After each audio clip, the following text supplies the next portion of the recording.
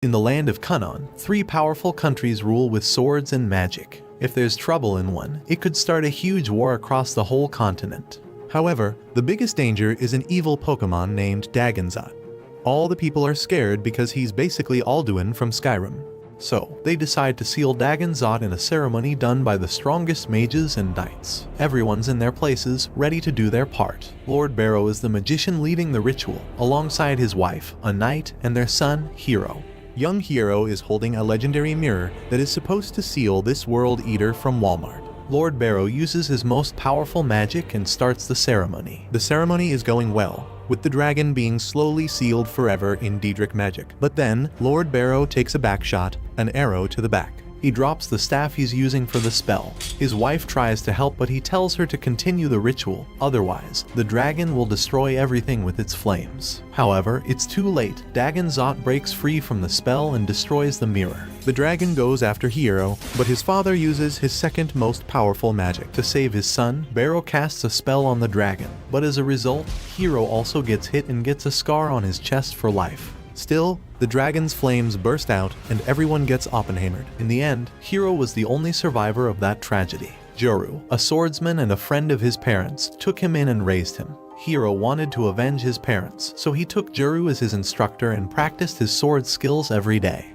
It was not easy since he has to babysit this stupid kid who should have stayed home playing Fortnite. But after years of training, Hero thinks he's skilled enough to fulfill his vengeful dream. With a real sword in hand, he begins his journey and reaches a city. The gate guard asks to see his face and takes off Hero's hood.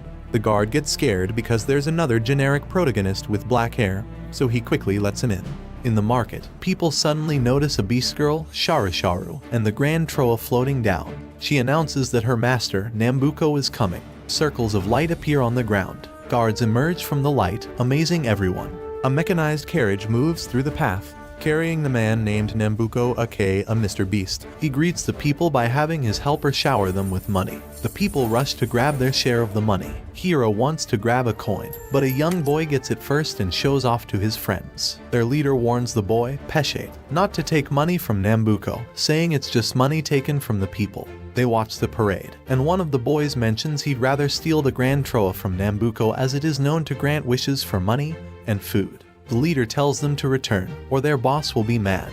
Peshe ignores the warning and sneaks into Nambuko's carriage. Hero, amused by the scene, decides to bounce off somewhere else. He reaches a statue, and the store owner explains it's of the hero named Dalhalbart, who saved the Golden Maiden, Pishiktram, from a dragon. The hero's crest, the crest of dragon warding, is said to be a gift to the owner's ancestors, which the store owner shows the people. Some listeners doubt the dragon's existence since it died 10 years and call the crest fake. Hero, however, is interested in the crest. A kid named Tomet snatches it, but a giant man grabs him like a working claw machine. The store owner calls the giant to teach the boy a lesson, but Hero intervenes, posing like he's got that dog in him. People gather, impressed by Hero holding his huge sword with one hand. The giant is scared, and the store owner complains that the boy stole his family's crest. Hero tosses a real gold coin to the store owner, the boy is set free, and the store owner leaves with the giant, thanking Hero for his stupidity in buying the crest. Hero picks up the crest. Hero asks if the boy is okay, but he's surprised when Tomet says he should have minded his own business. The boy whistles, calling his buddies. Their original plan was for him to create a fuss, and his friends would steal wallets during the distraction. To cover for it, he snatches the crest from Hero and runs away. Back at their hideout, the boys complain about Hero ruining their plan. Suddenly, Hero arrives and ruins their plan. They're shocked to see him in their hideout. Tomet mocks him for going after a trinket from a fairy tale, but Hero introduces himself and demands to know the boy's name, revealed as Tomet. Hero says the crest is his Dalhabart and leaves. Tomet stops him, and the gang prepares to fight. They claim whatever they steal belongs to them, and Tomet asks Hero's next move. Hero stands near the window and willingly falls from it. The boys rush to check if he's okay but realize Hero has escaped through the roof below.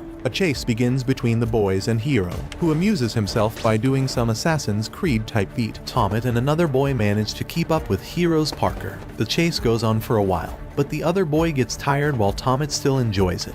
The exhausted boy wobbles and almost falls off the roof. He grabs the sill, and Tomet tries to help, but the boy loses his grip. Hero saves him. Their relief is short-lived as the other boys catch up, reporting that that fat kid from earlier got caught trying to steal the Grand Troa from Nambucco and will be executed at dawn. Tomet runs to save Peshate without hesitation, with the other boys following suit. It's morning, and Peshate's execution is about to happen. Sharisharu announces his crime while soldiers surround the execution platform.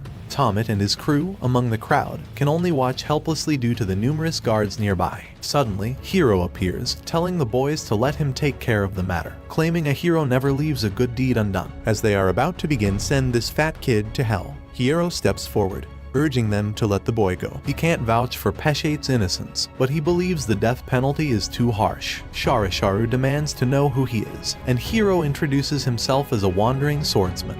This makes Sharisharu laugh, and she orders the soldiers to attack him. The guards surround Hiro, who seems pleased, saying he has goosebumps. He dodges their attacks, blocks, and kicks them away while lecturing that a swordsman should only draw his sword when necessary. Hiro swings his blade, warning them to not make him angry. Sharisharu dares him to draw his blade and releases a lightning attack, destroying some poor civilian's house. Hiro easily avoids the attack, unsheathes his blade, and effortlessly slices through the guards, striking an impressive pose. However, the guards check themselves and realize they aren't armed. Confused, Hiro states that he's sure he cut them. Sharisharu scolds him, questioning why he's fighting with a paring knife. Before he can explain, Juru, the punch and kick merchant, starts throwing hands. Sharisharu is confused about the newcomer but turns alert as she sees that Peshate has been freed from the podium and is no longer there. Juru enters the center, addressing Hiro as young master and mentioning how he's been looking for him. Hiro scolds him not to call him that, but Juru insists. A talking creature named Palupa appears, giving Hiro his blade sheath and blaming Juru for promising Hiro would become a master swordsman in just 10 years. Hiro yells at the creature, asserting he is a swordsman, but Palupa questions how skilled he is with the knife they gave him, rendering Hiro silent. Palupa adds that Hiro shouldn't even think about defeating the dragon with his current skill. Sharisharu interrupts, urging them to fight instead of talking, threatening to execute them all. She opens the Grand Troa and picks the shining orb, expressing her intention to display its power. Hiro recognizes the orb as a part of his father's sealing treasure. Nambucco, watching from a tower, wonders if Hiro is telling the truth. Sharisharu denies Hiro's claim, stating the Grand Troa belongs to Nambucco and grants any wish. She contemplates using it to wish for Hiro's death, but he braces himself, declaring the orb belongs to his father and she must return it. Juru joins Hiro and draws his sword. Sharisharu unleashes the power of Spirit Bomb, prompting onlookers to flee in fear. Nambucco declares the show is over and leaves. However, when Sharisharu attempts a powerful strike with the Grand Troa, the attack is unexpectedly blocked and repelled into a nearby mountain. Nambucco is surprised by the outcome. A shadow of a dragon emerges on the ground under Hiro and his group, revealing that the dragon, Dagon Zot, blocked the attack. Everyone is confused and scared as the dragon roars. Hiro is frightened, and Juru moves to protect him. Strangely, there is a connection between Hiro and the dragon, as they both have the same scars on their chests. The mark on Hiro's chest begins to glow, and he's frozen in fear. Suddenly, his eyes turn red, mirroring the dragon's. Fueled by anger, Hiro charges at the dragon, but Dragon Bro sends this fool in a coma. Dagon Zot releases a powerful roar, causing the entire place to vibrate. Nambucco is thrilled, watching the events unfold. Soldiers shoot arrows at the dragon, but they have no effect. Sharisharu instructs them to stop, realizing they can't defeat Dagon Zot. Some arrows head towards Hiro, and Juru positions himself as a shield. Surprisingly, the dragon uses its tail to deflect the arrows, protecting Hiro and Juru. Dagon Zot then starts swinging at pillars, causing them to fall, and attacks soldiers with its tail. The dragon even destroys buildings with its tail. The situation leaves everyone confused. Suddenly, Dagon Zot retreats to the shadow and disappears. The area becomes bright again, and people assess the damage. Some say Nambucco went too far by summoning Dagon Zot. In his tower, Nambucco laughs, explaining that Dagon Zot's resurrection after 10 years is in their favor. The fear it instills in the people will drive them to seek protection from the feudal lord, even though they know the lord doesn't possess that power. Nambucco believes this will eventually lead to him becoming the ruler of all, as Dagon Zot returns to destroy the continent. Juru takes the unconscious Hiro to Tomet's hideout, and once there, lore dumps the hero's backstory, including his father and his mother.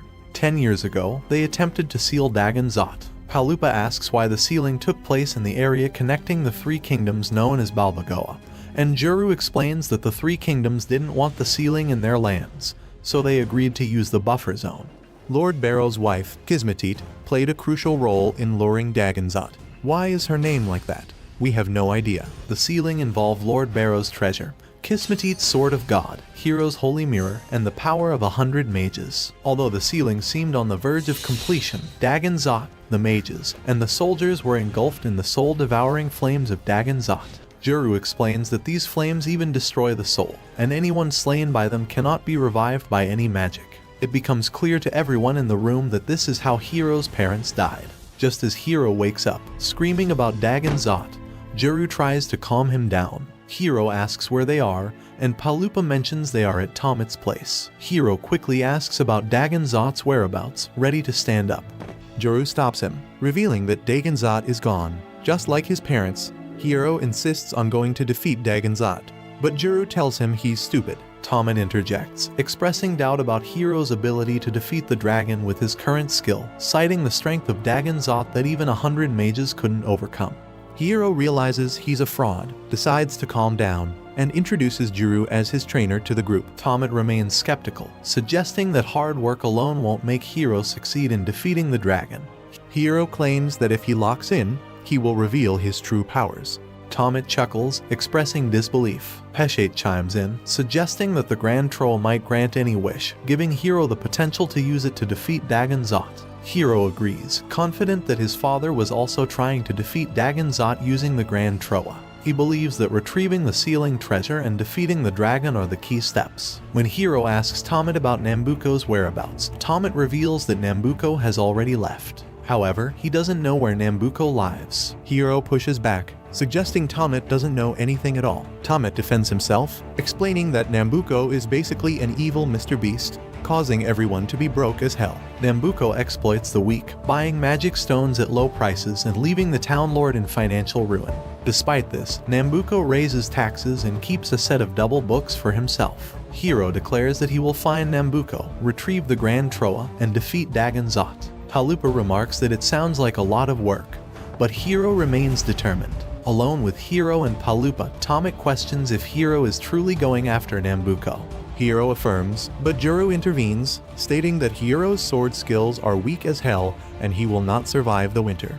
Despite Juru's warning, Hero is determined to go. Juru decides to teach Hero and takes him to a tree filled with slimes, instructing him to defeat them. Hero attacks a slime, but he gets jumped by it. Juru tells him to try again. This time, Hero is more alert, but the slime still overwhelms him. They jump his face, almost suffocating him. Palupa remarks to Juru that he should have realized by now that Hero is not built different and he's a fool. Juru acknowledges that he can only teach sword skills, but Palupa points out that if Juru isn't helping Hero, who is clearly talentless in swordsmanship, it may not be the best approach. They observe Hero still struggling to land a hit. Bro is a lost cause. Palupa is counting their money when Hero notices a sand dragon lurking under the sand behind Palupa. He asks Palupa about sand dragons, and Palupa mentions they can make money by selling a sand dragon fang, meat, and pelt. The sand dragon emerges behind Palupa, casting a shadow over him. Hero charges at the dragon, surprising Palupa, who thinks Hero is attacking him. However, Hero jumps over Palupa and attempts to strike the dragon, but the sword bounces off its face. While the dragon absolutely mogs this fraud, now aware of the dragon, Palupa advises Hero to run, but Hero insists that a hero never leaves a good deed undone. As the sand dragon opens its mouth, Hero and Palupa brace for an attack. To their surprise, they see a girl inside the dragon's mouth. The girl stands up, thanks the dragon for the free Uber, and bids it farewell. Hero is amazed that the dragon actually leaves. The girl approaches Hero, who backs up. She rests her head on his chest, thanking him for the pretty sound of his heart and asking him to come with her. Hero is confused about the situation. Palupa warns Hero that trusting a girl emerging from a sand dragon's mouth, holding a magic wand is a bad idea. Hero backs away and asks the girl where she suggests they go. She starts speaking Simlish about meeting him, being where he is, or maybe already being there. Hero sneakily picks up his sword, considering running, but first, he asks the girl who she is. She introduces herself as Serato and asks if he knows her, to which Hero replies that he doesn't. Serato agrees, saying she doesn't know his name, and asks for it. Hiro tells her, and she moves closer, staring into his eyes, describing them as a deep lake where a goddess or a white horse might sleep. However, she concludes that it's a dragon that sleeps within him. Juru arrives with some wolves he hunted, startled, asking Hiro who the baddie is and how'd he pull her. Hiro says he doesn't know, she just came out of nowhere. Halupa, hiding in fear, adds that coming out of a dragon's mouth makes her a demi-human or some kind of monster. Juru prepares his sword to attack, but Hiro stops him, saying she's not that dangerous. Serato calls Hiro to look, and he turns to see her squatted, picking sand pebbles, asking them where they came from. The group, staring at this girl, is almost convinced she's a K-On fan. Hiro asks what they should do. Halupa suggests not associating with her, and Juru says it's best to ignore her. Hiro continues his training with the slimes, but there's no progress as the slime keeps jumping on his face. Frustrated, he pulls it away. Serato, sitting nearby, asks if that's a win or a loss. Hiro tells her there is no winning or losing in training. Serato says it looks fun. Hiro sighs, dropping his sword and sitting on the ground, explaining that he's doing it because Juru had asked him to, and they can't leave without him finishing the training regime. A wolf suddenly appears, baring its fangs at him. Hiro confronts the wolf, daring it to jump him. The wolf does jump him, and Hiro warns but sustains a shoulder injury. He goes back to Serato, asking if she's okay. She stares at him for a while, her eyes changing from blue to lilac. She checks his wound, but he assures her he's fine. She then uses her wand to heal his wound, even mending the torn sleeve. They both go in turn to turn and the wolf Hiro defeated. The merchant rips him off and gives him 1 gold coin for it. Hiro leaves frustrated that the first money he earned on his own is just 1 coin. Meanwhile, Juru and Palupa share that they sold some monster tentacles to people for a lot of money because the tentacles are part of their cuisine. Hiro suggests they can leave with the money they've made, but Juru says they can't leave yet because first off, they did the hard work, and second, they don't know where Nambuko is. Hiro decides they'll search as they go and asks Juru to buy the most expensive armor in a nearby shop.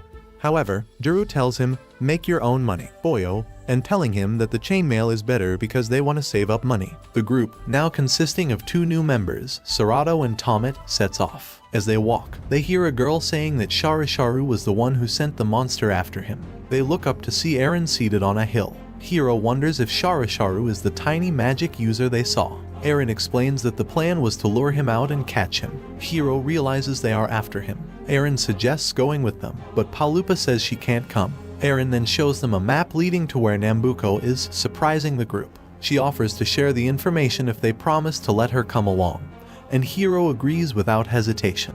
Eren explains that it's a place known as the land where wishes die, pointing to its location on the map.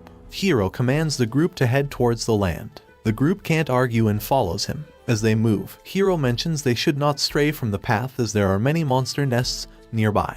Tomet asks Palupa why Hiro is acting so high and mighty, and Palupa says Hiro is just trying to rizz up the baddies despite being a freeloader and a total fraud. Hiro silences them and instructs them to keep walking. Tomet and Palupa talk about the increasing price of magic stones while a bird monitors them from afar. The bird was sent by Sharisharu to a castle. Seeing them, Sharisharu transports herself and some soldiers to their location, ready to eliminate the group for sure. The group arrives at a river area that's as clear as a mirror, admiring the view when light shines, and Sharisharu and the soldiers materialize. The group goes on high alert. She mentions that this time she has backup, opening 3 magic circles on the ground, and 3 huge monsters emerge from the circle. She commands the monsters and soldiers to jump Hiro and put an end to this fool's charade. Juru gives his cape to Palupa to hold, and Hiro does the same, quite confident, saying he will handle Sharisharu, and Juru should take care of everyone. Then he charges towards Sharisharu, saying he'll catch her and make her take them to Nambuko. Juru prepares himself as the monsters draw close, while Sharisharu fires her lightning attack at Hiro, knocking this fool out. She then runs towards him to finish him. Juru, seeing this, tells the group to follow him and run. As they head to where Hiro is, Tomet notices that Eren isn't with them, and Palupa says she must have run away out of fear. Juru defeats the soldiers trying to block their path to Hiro, but when they almost reach him, one of the monster's big feet blocks the path. Hiro stands to fight again, and this time Sharisharu uses an ice attack on him, breaking his sword. Frustrated, Hiro faces Sharisharu, who stands above him, vowing to make him pay for the humiliation she faced. Juru rushes to save Hiro, dodging the monster's attacks and piercing its core with his sword. The defeated monster disintegrates, but more soldiers are approaching, and the other two monsters are still a threat. Palupa hands the cape to Tomet and summons Mumu in attack position. Mumu offers weapons, but Palupa insists they need to run. He summons a magical chest, throws Serato and Tomet inside, and assures them that Juru will handle things. Tomet is reluctant to leave Juru and Hiro behind, but Palupa insists they can only work things out in life if they stay alive. They all enter the chest, which disappears. Meanwhile, Sharu tells Hiro that she was told to capture him, but they didn't specify if he should be in one piece. She prepares to hurt him, but Juru rushes in to save Hiro. However, Sharu encases Juru in a powerful attack that splits the ground into two, creating an elevation and crushing the remaining monsters underneath. Hiro asks Sharu not to hurt Juru, but she ignores his plea, intent on executing Juru and capturing Hiro. Juru struggles against the vines but eventually faints. Hiro is worried and calls out to Juru, but Sharu is determined to take revenge on him. Hiro feels a surge of power inside him, and suddenly, he thinks he's Eminence in the shadows. In a moment of rage and power, Hiro's body undergoes a drastic change. His eyes turn red, and claws emerge from his fingers. Engulfed in a purple fire, Hiro easily defeats the soldiers with his Ultra Beast mode. Sharu, scared and shocked, watches as Hiro attacks like a beast in a rage. As Hiro charges at Sharu and the last remaining soldier, they open a magic circle to escape. However, just as Hiro is about to reach them, his batteries run out of juice, and they are transported away. Sharu looks back in fear as Hiro collapses to the ground. When Hiro wakes up, he finds himself somewhere in the scalding environment of Southeast Asia. Spotting robots approaching, he hides. The robots are part of Nambuko's ship, and Hiro realizes he must keep moving. Weakened but determined to pursue Nambuko, Nambuko has come to meet a lady. The lady, with her face half covered by a hand fan, asks what interesting thing Nambuko promised to show her. He tells her to watch. A Boruto fan is tied onto a platform with 3 prisoners chained in front of it. On the hill above, there's a huge machine being fine-tuned by a man named Dr. Bafulapa. He complains that the device is not ready, still a work in progress, but Nambuko insists on using it. Nambuko communicates with the doctor to begin and finish the tuning. The doctor activates the device. A huge magic stone afloat above the device begins to glow, opening a massive magic circle in the sky. Out of the circle, gallons upon gallons of cool aid appears, engulfing the Boruto fan and the prisoners, melting them. As the mist clears, your mom appears in red, and from your mom emerges a mutated monster, one of the guys who disliked this video. The monster tries to attack, but soldiers quickly put it down. The lady is impressed, praising Nambuko as the only one capable of combining disappointment and being a Boruto fan altogether. He promises to make her an army of monsters for her control, terrifying neighboring countries. Hiro observes all this, thinking of intervening. Problems arise as the frustrated doctor says his calculations were mistaken because he doesn't know algebra and the monster should have not go down easily. Hiro confronts Nambuko. The lady asks Nambuko who the boy is, and he says it's additional entertainment. Hiro stands, introducing himself as the Black Swordsman. Nambuko asks what he wants, and Hiro questions if he doesn't care about human life. Nambuko responds, saying he sensed Hiro was following him, and what he does with his citizens is none of Hiro's concern. Hiro declares he won't sit still and will fight back with his sword. However, when he reaches for the sword on his back, it's not there, only the sheath remains. Nambuko instructs the soldiers to stay back because he'll defeat this impractical joker. Hiro boasts that he can still win without a sword, and Nambuko mocks him, suggesting Hiro should take it easy. Hiro charges, but Nambuko skillfully dodges his attacks and uses his own sword to knock Hiro down. With the sword pressed against Hiro's neck, Nambuko reveals he's been looking for Hiro, questioning his connection to Dagon Zot's revival. Hiro insists that Nambuko give him the Grand Troa, but Nambuko claims it belongs to him. Unable to do anything, this fool is captured, tied to a chair in a room, struggling to edge himself. Nambuko enters, placing a set of torture tools on a table beside Hiro. He picks up a hammer, and Hiro starts to feel scared. Nambuko mentions a session where Hiro will hopefully reveal all his secrets. He then chooses a dagger, commenting on how humans are susceptible to pain, suggesting that after turning him into a human mashed potato, he will have all the information he needs. Hiro continues to struggle as Nambuko comes close, asking about his relationship with Dagon Zot. Hiro, in turn, questions why Nambuko, a mere merchant, is so interested in the dragon's revival. Nambuko reveals he's after the chaos the dragon will bring because chaos means weapons, and weapons mean stacks of motion for him. Just as Nambuko is about to start the torture, he stops, telling Hiro there's plenty of time.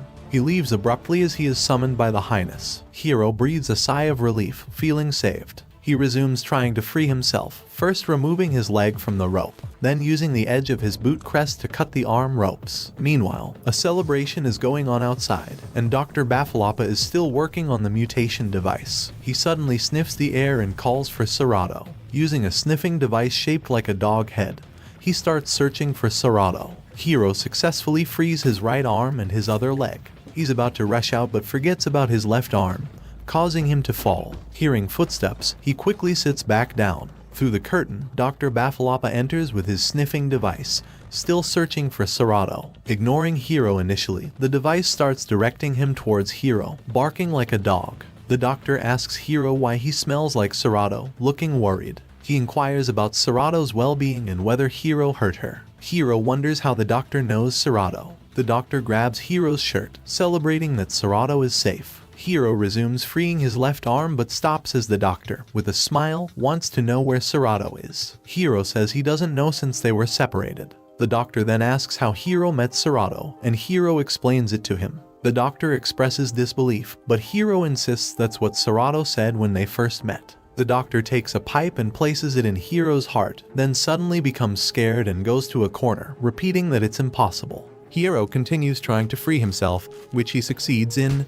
then rushes to put the doctor in WWE, commanding him to get him out of there. However, the doctor calmly says that Hiro's arms, legs, and eyes are his, but his heart isn't. Throughout this, he remains unaffected by Hiro's attempts to strangle him. Confused, Hiro asks what the doctor means. The doctor explains that it is fate that Hiro and Serato have met. He picks Hiro up from his back and throws him like he's some parasite that sticks to his back, telling him to take care of Serato because he is her fate. The doctor is about to leave, but Hiro pleads with him not to leave him there, fearing Nambuko's torture and the separation from Serato. The doctor agrees, saying it would make Serato sad if Hiro were dead. He pulls out a vial of potion, telling Hiro to drink it, assuring him it's not poison. Hiro hurries to drink it before Nambuko returns. After drinking the potion, Hiro starts glowing with a purple light and begins to float. The doctor tells him that someday Hiro must meet someone named Master Theo, but before Hiro can inquire further, the light shines brighter and he's teleported away. Meanwhile, the group is nearby, observing Nambuko's camp and speculating that Hiro might be there. Serato is about to rush in, but Eren pulls her back. Suddenly, Hiro falls from the sky onto the ground. The group has questions, but Hiro tells them he will answer later, urging them to leave immediately. The group sets up camp in a cozy cave in a small town. Hiro tells Serato about the strange old man who saved him, and she notices he smells like Dr. Bafalapa. Giru, with his wise thoughts, suggests that Hiro's heart not being his own could be linked to Dagon Zot. He asks if Hiro ever felt a connection, like a heartbeat or a mark on Dagon Zot's chest. Hiro touches his own mark, pondering. Eren wonders if Hiro's heart not being his own means Dagon Zot's heart might not be its own either, leaving Hiro confused. Jiru suggests a possibility their hearts might have been switched, and Dagon Zot protected Hiro's heart, not Hiro himself. Hiro is hesitant to believe it, but Jiru suggests that 10 years ago, Lord Barrow, Hiro's father, might have switched their hearts in a desperate move. The strange power Hiro showed in the fight with Sharisharu could be hidden within Dagon Zot's heart. Jiru thinks extreme rage and fear triggered Hiro's temporary dragon form. Hiro, angry and frustrated, questions whether his death or Dagon Zot's will mean both their demises. Jiru admits uncertainty. Hiro, fueled by a desire for revenge for his parents, is prepared to face death, but doesn't want this complicated plot to switch off his brain. Frustrated, he runs out of the cave. Jiru and Palupa follow him, while Eren wants to go after them.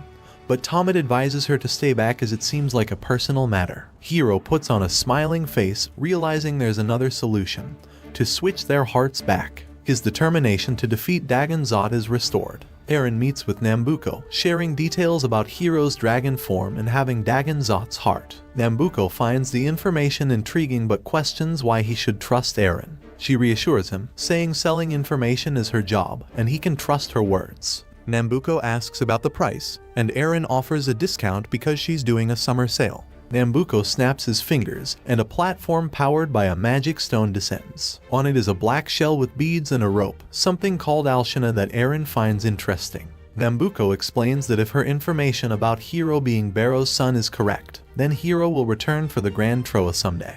And until then, he will patiently wait for Hiro. Eren takes her reward and leaves. Meanwhile, Nambuko has other plans. He calls Sharisharu and orders her to eliminate Hiro. Hiro and Juru are both wide awake, unable to sleep. They chat about Hiro feeling uneasy with a dragon inside him. Outside, a creepy shadow suddenly moves, eating a dog and causing a big boom. Hiro and Juru notice and head outside. The shadow goes on a wild spree, exploding buildings. Hiro rushes out with his sword, suggesting they go to the plaza. Juru wants them to stay, but Hiro dashes off. At the plaza, the shadow is crawling on a tower. It turns into a symbol of Dagon Zot, making the tower explode. Hiro sees it eating people, freaking him out. Sarada wants to find Hiro, but her friends stop her, worried it's dangerous. Hiro tries to warn people to run, but they get sucked in. He wants to save them with his sword, but Juru stops him, saying it's too risky. Hiro disagrees, but before they argue more, the shadow comes their way.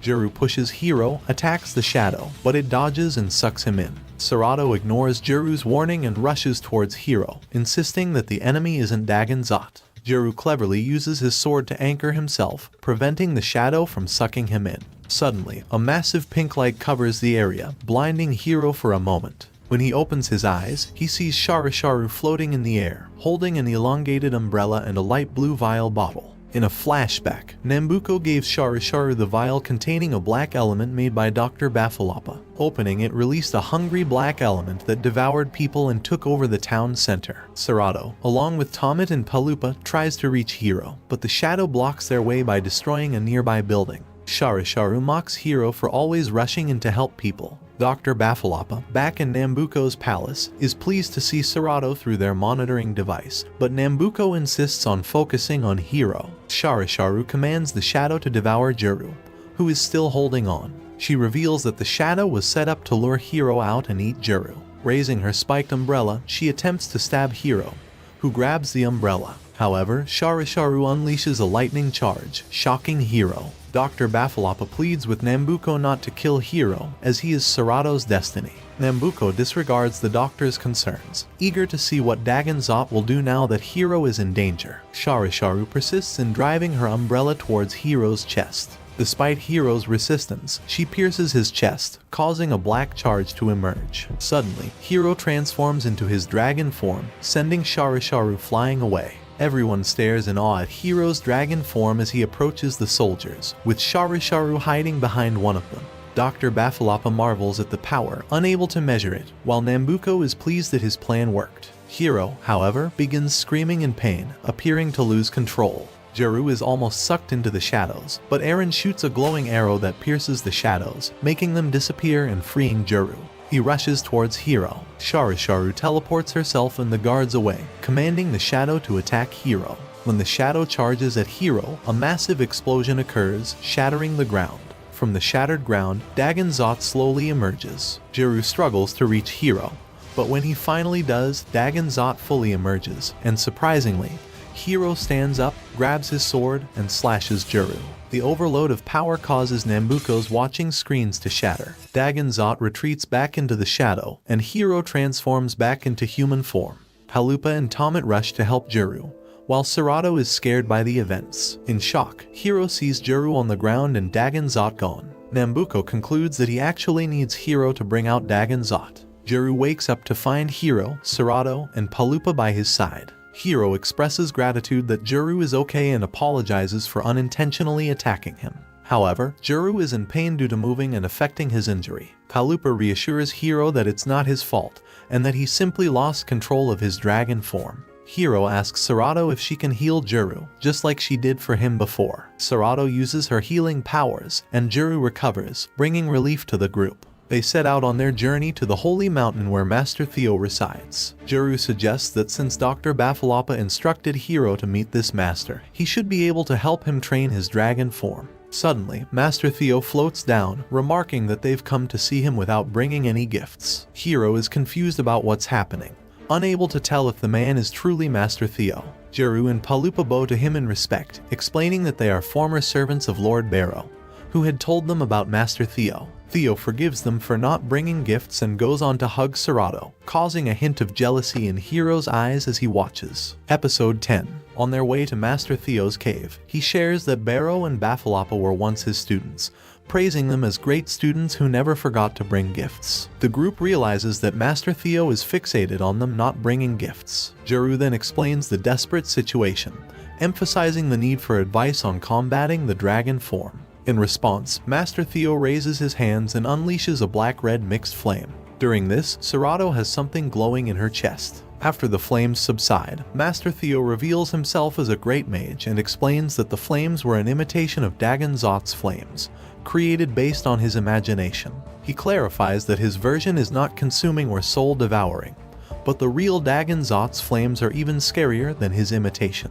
Master Theo gathers all the information, recounting the devastating soul-destroying flames released by Dagon Zot during the sealing ceremony years ago. These flames not only eliminated countless souls but also rendered the land barren, preventing any grass from growing in that area again. Now, Dagon Zot's heart, with its formidable power, resides inside Hiro's body. Master Theo, after considering the situation, concludes that he has no wise advice to offer. Hiro, somewhat disrespectfully, refers to him as an old geezer, but Palupa chides him for his lack of respect. However, Master Theo brushes it off and asks Hiro what he wants. Hiro expresses his desire to avenge his parents' death and questions why Master Theo didn't do something 10 years ago. He suggests that if Master Theo had helped, maybe his parents would still be alive. Master Theo explains that, much like natural storms, a mage cannot stop the evil dragon. The dragon's power is too overwhelming for humans to handle. However, he offers a glimmer of hope and invites Hiro to follow him for magical training. Despite Hiro insisting that he is a swordsman, Master Theo proposes to assist him as a mage. Jeru steps in to explain that it's a form of training that will help Hiro handle his dragon form, and Hiro agrees to give it a try. Before the training begins, Master Theo sends Jeru on an errand, mentioning that he hasn't seen them in a while. Meanwhile, Hiro gets ready, and Master Theo instructs Tomet to fetch water because he's thirsty. Eren, realizing what's happening, volunteers to go enjoy the scenery. The training commences with only Serato and Palupa present. Palupa advises Hiro to focus, and Master Theo draws a line in front of Hiro. He instructs Hiro to walk on the line, emphasizing that even though the line isn't straight, he should move forward step by step. Palupa nods in agreement, acknowledging the wisdom in these words, but Hiro struggles to comprehend the lesson. For the next exercise, Master Theo hands Hiro a drawing of Serato. When Serato wants to see it, Hiro says it's not worth looking at. Master Theo tells him to crumple up the paper, and Hiro does it. Then, Master Theo asks him to unfold the paper and smooth out the wrinkles, repeating the steps. Serato and Palupa agree, thinking Master Theo is wise. Hiro gets tired of the exercise, and Palupa scolds him, telling him to stop complaining because Master Theo is kindly training him. Master Theo tells Hiro to throw the paper away, but Hiro refuses because it's a picture of Serato. Serato asks to see it, and finally, Hiro shows her. Master Theo senses a connection between Hiro and Serato. After that, Master Theo tells Hiro to pick up a pebble, which Hiro finds kind of weird. Serato grabs his attention, showing her pebble, which turns out to be a gold coin. Hiro doesn't say anything, but Master Theo comments that it suits her well. While they talk, Hiro interrupts, asking what he has to do with the pebble. Master Theo instructs Hiro to throw it so that it lands exactly where he decides, anywhere he wants. Hiro tosses the pebble casually, and it lands near Master Theo, glowing blue.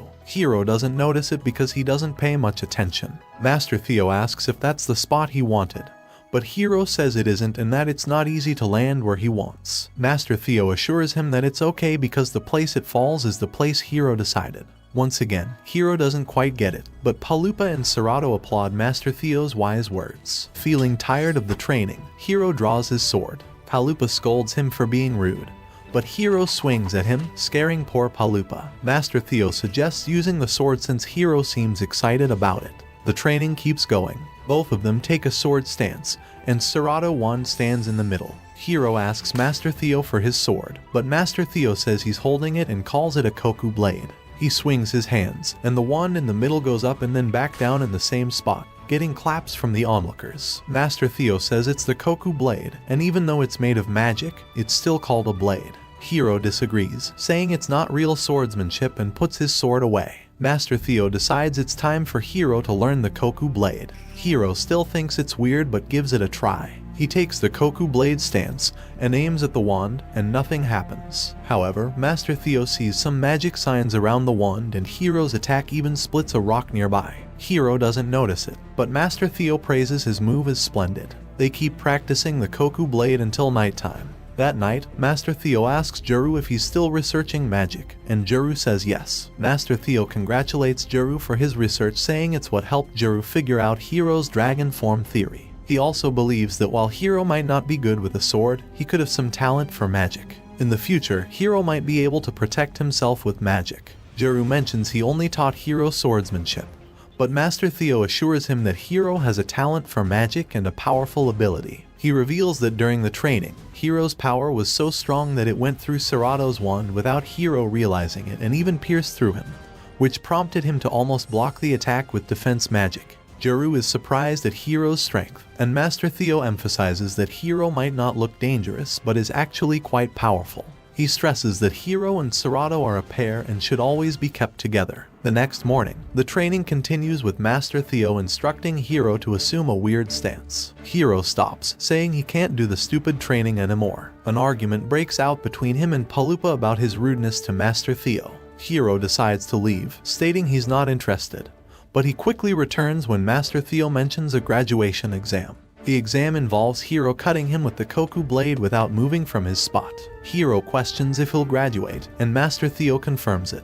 Despite claiming he can't use magic, Hiro takes his stance, and everyone eagerly awaits the outcome. He draws the sword and slashes it, but nothing seems to happen. Serato praises him, and Master Theo pretends to be hit, though everyone knows it's fake. Hiro asks if it's okay, and Master Theo says yes, declaring that Hiro has passed. The group bids farewell to Master Theo as they continue their journey. Unknown to them, Hiro could use the Koku blade. Master Theo had set up a defense barrier, but Hiro's strike still broke it, revealing a fraction of his true power. Barrow's decision to switch Hiro's heart and Dagon Zot's heart pays off, keeping both powers in check. The group reaches a place called the Mort Desert, and crossing it will take them to the land where wishes die. Suddenly, they are attacked by an enemy bird, but Juru manages to take it down. Tomet complains about the enemy always finding them, and they hear Nambuko's voice coming from Aaron's shell, asking for an update. They realize Aaron is the traitor, making them furious. Episode 11. Juru has his sword out, and he's all serious, demanding Aaron to explain herself. Aaron, straight up, says she's an information broker. Juru wonders if she sold them to Nambuko, and Aaron confirms it, mentioning she got rich. But Juru won't forgive her, saying it won't fix the trouble she caused. They decide to keep going on their journey without her. Aaron tries to make them come back,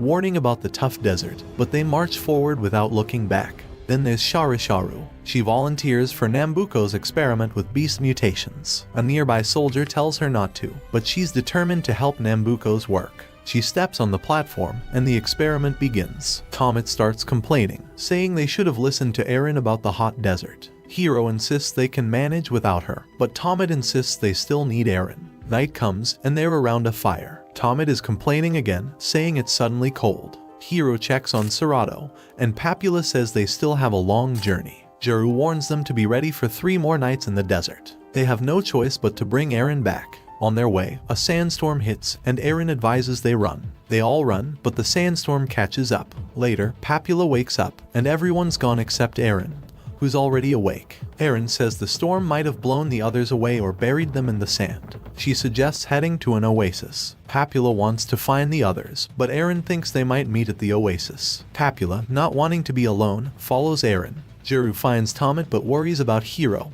who's not nearby. Meanwhile, Hiro is with Serato, journeying together as the sun sets. Papula complains they haven't reached the oasis, tired. Aaron offers to carry his bag, but he refuses, calling her a blabbermouth. Aaron defends herself, saying she was just selling information and wanted to steal the Grand Troa from Nambuko. Papula collapses, begging for water. Hiro, lying on the ground, complains about the cold, shivering. Serato worries. The next morning, Hiro is still shivering, asking for water. Serato fears he might die without it. She smells a lake in the wind but thinks it might be an illusion. Eventually, she finds water. Hiro hallucinates, seeing his parents offering him water, but it's actually Serato. After drinking, they continue, with Serato supporting the weak hero. They spot a beast running towards them, which turns out to be Sharisharu. She boasts about her new body from Nambuko and prepares to attack. Hiro collapses, and Sharisharu goes after Serato, who dodges but gets kicked down. Sharisharu takes Hiro,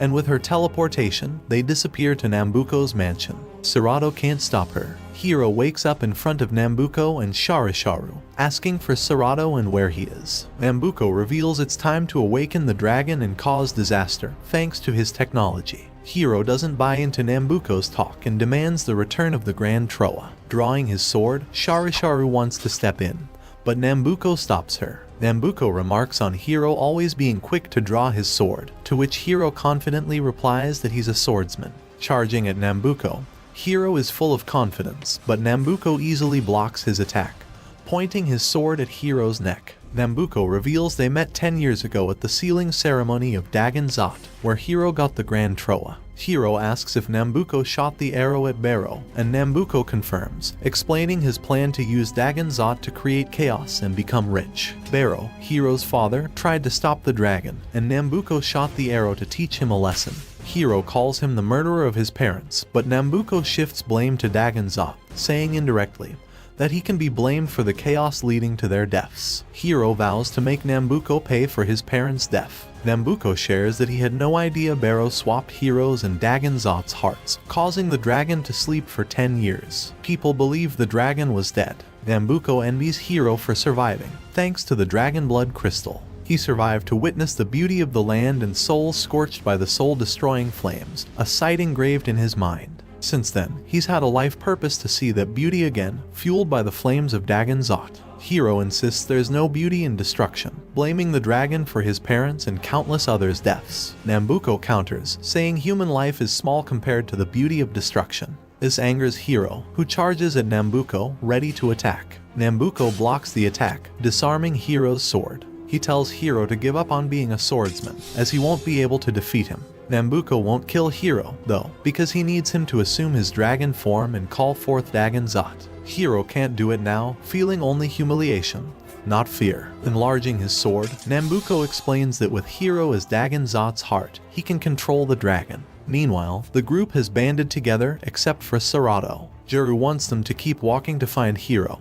but Palupa and Tomet complain of being tired and not wanting to search aimlessly. Tomet asks Eren if they can use her shell to communicate with Hiro. Eren says her shell isn't that powerful, but Tomet insists she tries. Raising the shell like an antenna, Eren picks up various voices, most discussing the incoming war and war supplies. Eventually, she picks up Serato's voice, and they follow the signal to a place with spiked rocks. They see Serato below, hitting a spiked rock with her wand. Relieved she's okay, Tomet points out that Hiro isn't nearby. Juru explains that Serato is trying to make a sound called a drum sound, which attracts dragons. Looking up, they see a dragon flying in her direction. As Serato continues making the drum send sound, Juru, unaware of the approaching dragon, dives in with his sword ready to attack. The dragon is almost about to hit Serato when Juru intervenes. Instead of attacking, the dragon lets Serato enter its mouth and reveals that it's her friend, willing to take them to their destination. The group realizes that she intentionally called the dragon, and Papula recalls that she also came to them in a dragon's mouth before. The dragon carries the group on its back to Nambuko's mansion. Back at the mansion, Nambuko asks Dr. Bafalapa if the preparations are complete. He assures Nambuko that the magic left in the sphere will be compressed in the magic reactor and sent to the 3 reactors in each kingdom forming the buffer zone. With the Grand Troa incorporated into the machine, Nambuko can conquer the continent. It will require using all the magic in the mansion, and Nambuko is okay with sacrificing it for Dagonzat. As the group on the dragon approaches the mansion, they see it as a castle in something that looks like a floating orb, described by Tomet as a demon king's castle. Eren confirms that the place was once ruled by a demon king, a legend parents used to frighten their kids. They're surprised the demon king wasn't just a fairy tale. Eren explains that the demon king was defeated by the hero, and his castle was destroyed. However, some magic is left among the ruins, which Nambuko is using to protect his castle. Suddenly, a huge arrow is fired from the castle, punching a hole through the dragon's wings and causing it to crash to the ground. The soldiers on the ground floor see only the dead dragon but get orders from their captain to search for any intruders. The group hides, but it's still tricky getting close to the mansion. They wonder how to get in when a magic circle appears. Dr. Baffalapa comes out, looking for Serato. Serato greets him, and he calls her his daughter. Without wasting time, he suggests going back to his room. Hitting the ground with his stick, they're teleported. The group realizes it's a magic door, jumps in, and gets teleported too. Inside the castle, the doctor talks about how Serato has grown as a person. The group is surprised that a beautiful girl like Serato is Baffalapa's daughter. Palupa asks for an explanation, and Serato reveals she was made on Nambuco's orders. Baffalapa explains she's a magical doll he created, shocking the group. Palupa asks Tomet if he knew Serato wasn't human, and Tomet admits he noticed she was different but didn't think she was a magical doll. Palupa realizes that's why she never ate with them, and he didn't think much of it since it saved their food budget. He asks Serato why she didn't say anything, and she responds that they never asked. Palupa insists she should have said it anyway. Juru wonders why Nambuco ordered Serato's creation. Baffalapa explains that Nambuco survived the sealing ceremony 10 years ago with the dragon blood crystal, made from Dagon Zot's wounds. Nambuco wanted a powerful soldier, but Baffalapa, not wanting that, created Serato with beauty and kindness. Nambuco wasn't impressed, saying a soldier shouldn't smile. But Baffalapa didn't want to discard Serato. He pretended to obey but let her escape, leading her to meet Hero. Juru clarifies that Hero's heart isn't human but Dagon Zot's, forming the crystal. Baffalapa concludes that Serato was drawn to Dagon Zot's heart without one of her own.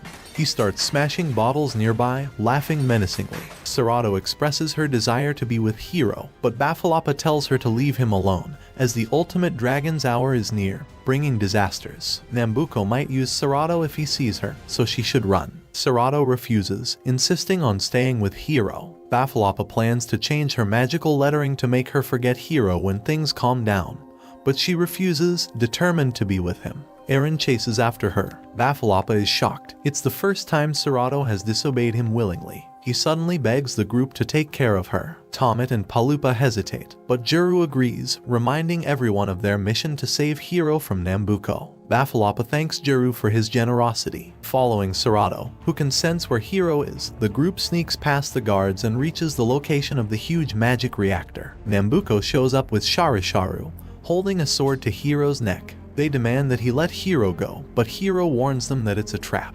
Nambuco says he's been waiting for Serato and asks her to come to him, promising to let Hero go. Serato, concerned for Hero's safety, goes to him. Juru tells the others to stay put for now. Nambuco lured them there to use the magic power to its fullest thanks to the magic reactor. Suddenly, Sharisharu punches Hero, causing him to fall to the ground. Serato rushes to check on him and, using her teleportation magic, sends Nambuco, Hero, and herself to Balbagoa. She prevents Juru from interfering, explaining that they can't reach them now. In Balbagoa, Nambuco tells Hero to look at the place where their fate began 10 years ago. The sun starts to be covered by the moon, and Nambuco announces that the hour of the ultimate dragon has arrived. Soldiers from the 3 countries watch in fear as the sun darkens, thinking the world is about to end. The eclipse then turns red, and Nambuco laughs as the reactor joins together. Sharisharu explains to the group that Nambuco plans to use the magic from his castle to fuse all the soldiers from the 3 countries with Dagon Zot.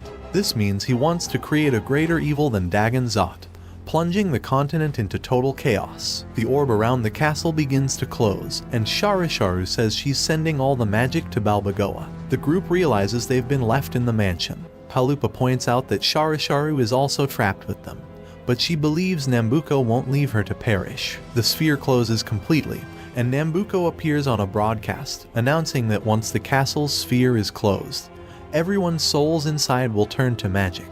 He encourages them to rejoice, as he plans to use the magic from their souls. Panic ensues as everyone rushes towards the door to escape, but Nambuco wants them to stay, as their emotions will help fuel the reactor even more. The magic is being sucked through a big magic circle. Sharisharu realizes that Nambuco left her to perish with the others, angering her. She tries to teleport away but can't, ending up in tears. Dr. Baffalapa comes in, and Juru asks if he can teleport them to Balbagoa. The doctor reveals that once the sphere is closed, nobody inside can use magic. Juru suggests teleporting them anyway, but the doctor explains that his real body is in Balbagoa, and the body in front of them is just a doll. With that, the doctor disappears. Nambuko laughs, satisfied that things are going his way. Serato asks what he plans to do, and he says he will awaken something within her. However, Bafalapa intervenes, stating that he won't let Nambuko use Serato. He threatens to shut down the reactor, but Nambuko attacks him with a gust of wind, weakening Dr. Bafalapa.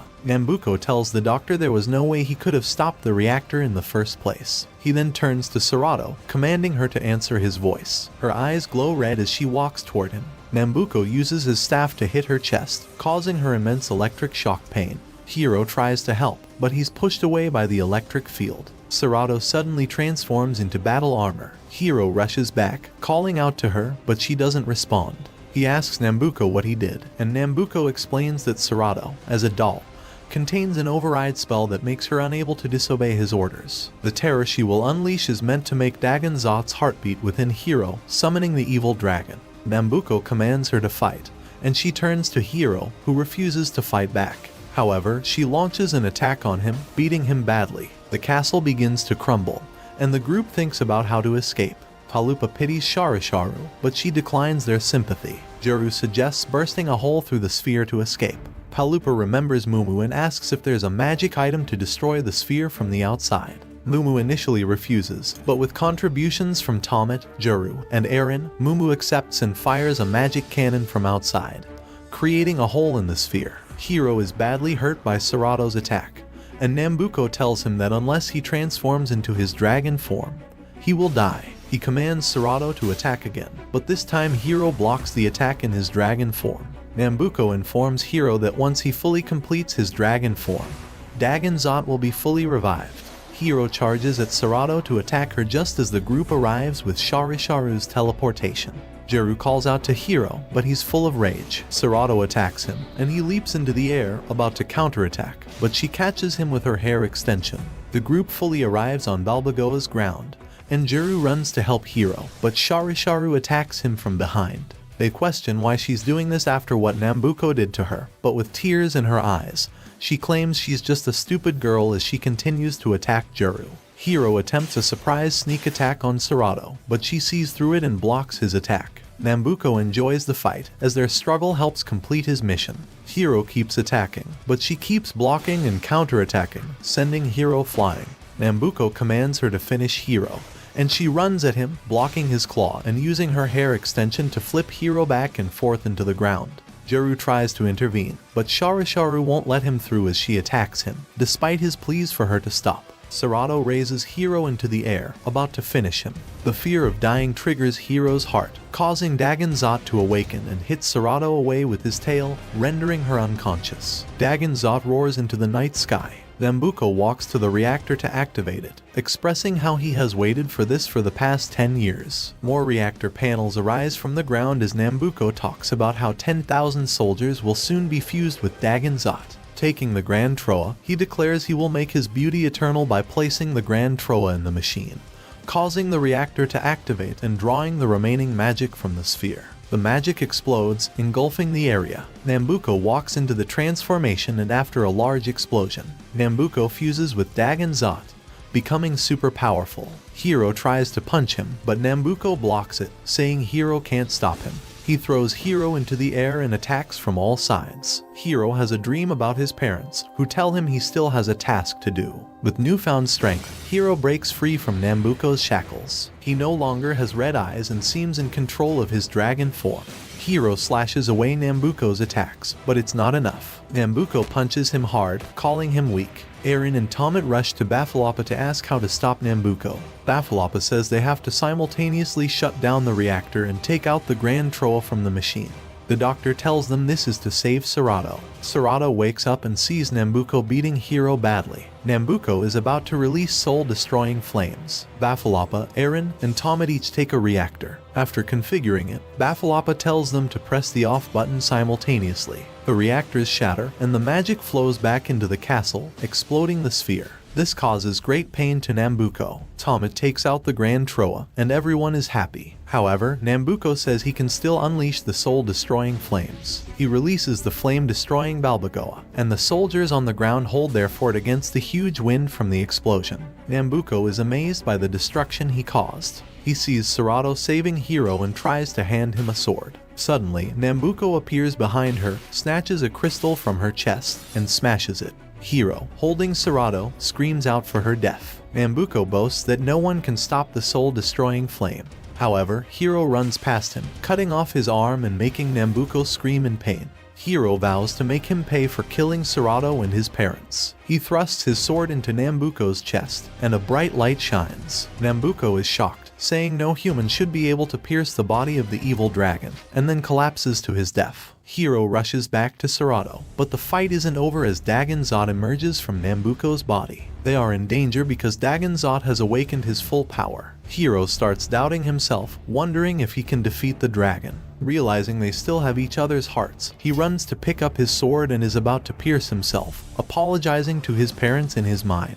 Suddenly, Master Theo's training replays in his mind. He throws away his sword and calls Tomit to toss the Grand Troa. Catching it, he takes the Koku blade stance and draws a sword from the ceiling treasure. Then he charges at Dagonzot, who charges at him too. He stabs the dragon in the chest, emitting a bright light. From the chest, his heart emerges. Juru tells him to quickly switch hearts with Dagonzot. But at that moment, he looks at Serato, then flies down with his heart and places it inside her. This transforms her, bringing her back to life. She is happy to see him, and Dagonzot disintegrates away. The sky clears, revealing a starry night sky, and all danger is averted. Papula runs to pick up the Grand Troa, thinking he can sell it and become a billionaire. Tomit runs to him, saying he will use it to create a happy world. Eren also wants it, and their argument causes the crystal to fall and break. Juru tells them that wasn't the Grand Troa, it was a sealing treasure of Barrow. With him gone, it no longer has a purpose and can't be called the Grand Troa. He explains that Hiro used his exceptional magic power. Hiro cries seeing Serato alive. She asks why he's crying, but he says nothing and just wipes his tears. The group gathers around. Serato asks for Dr. Bafalapa, but Palupa presents the broken staff of the doctor, saying he tried to save her life. She can't help but cry for her father's loss. The three armies retreat instead of fighting the war they came for. Eren reveals she used her shell to communicate to the king that it was Nambuko's fault. Peace is restored, and the group buries the doctor. Papula asks if Dagonzot's heart is still in Hiro since he gave his to Serato. Serato is grateful for this, keeping a heartbeat of her own. Tomit tells Hiro he has to protect Serato now that he has his heart, and Hiro agrees since there's no other way. Hiro gives Tomit the crest, which he gladly accepts. Juru asks where he will go, and Tomit says he will return to his town to see his friends. Papula points out that they have no money in their account, but the group doesn't pay him mind. Juru asks Hiro what he will do now, and he says he will continue training as a swordsman. The group argues that he's a better mage than a swordsman, but Hiro states that he prefers the sword after all. He's the wandering swordsman. Watch this next video. See you on the next one.